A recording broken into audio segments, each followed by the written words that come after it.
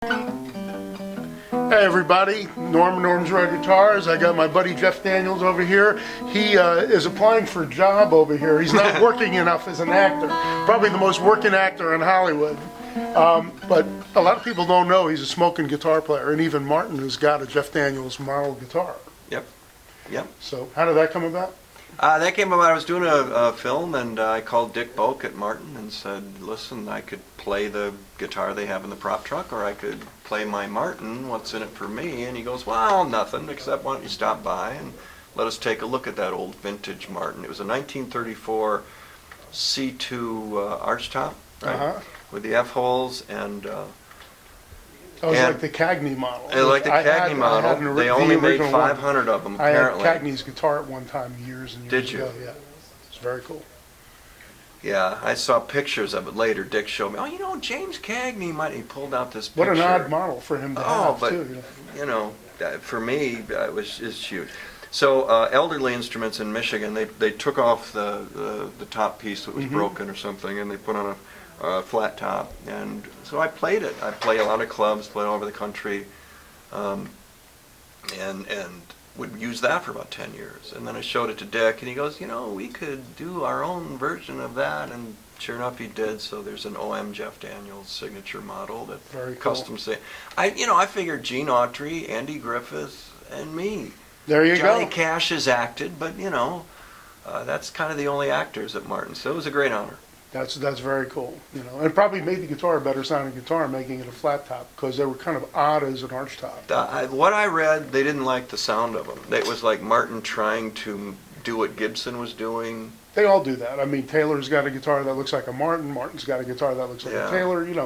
Everybody wants to be what they. Well, they stopped making them in the early '30s, and Dick said there were only like 500 of them. That was it. But yeah, they had put a flat top piece on it.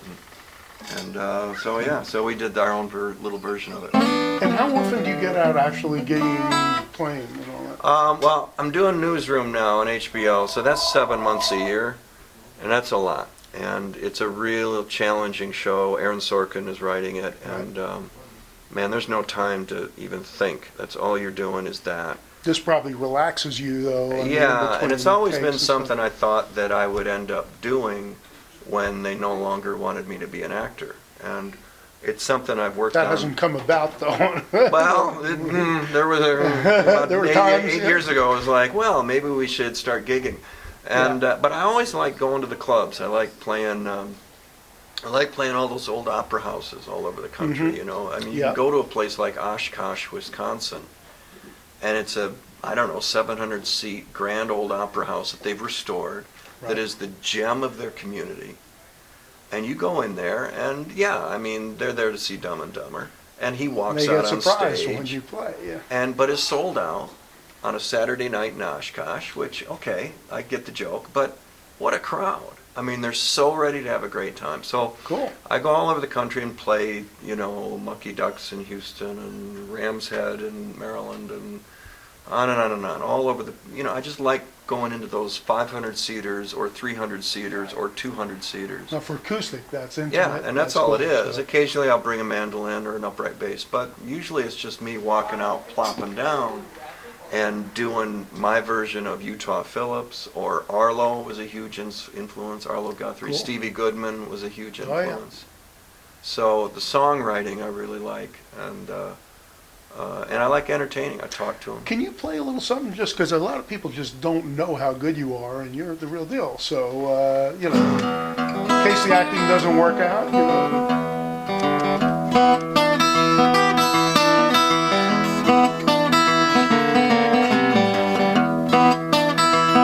Just a simple little blues. Tell me you say I'm looking like an old man. Got me going, but my going's gone. You say I'm looking like an old man. Got me going, but my going's gone.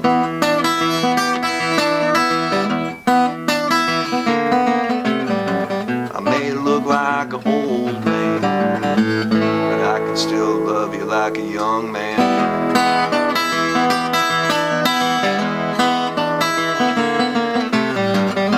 goes on from there. Why were you looking at me when you kept saying, look like an old man? I mean, you know, I don't feel bad enough as it is. No, I'm in my 50s. That came from, that came from, honey, what do you, no. Oh, okay. Yeah. You don't want to say, all right. One of those nights. Yeah. Yeah. Well, that's really cool, man. I really appreciate you coming in. Oh, it's a great shop. Here, man. Thank you so much. You live up to your name as far as the place to come, and you look around, and it is. You get the really great players. You said the drummer for John Fogerty. Yeah, he was just here. And just walked in. What's his name?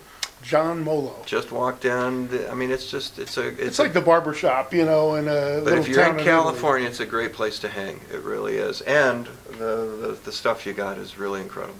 Really incredible. I appreciate it. It's always great to see you, and you know, it's always surprising, you know, when somebody comes in and they're known for one thing, and you can really do something else real well. So it's a cool thing. Thank you very much. I think it's going to work out. If the acting doesn't happen, I think you still make a good living. I can fill 100 seaters all over the country. Well, I can clear a house at any place in the country. So, but thank you so much, All right, Jeff. I appreciate thank you, it, buddy. Norm's Rare Guitar.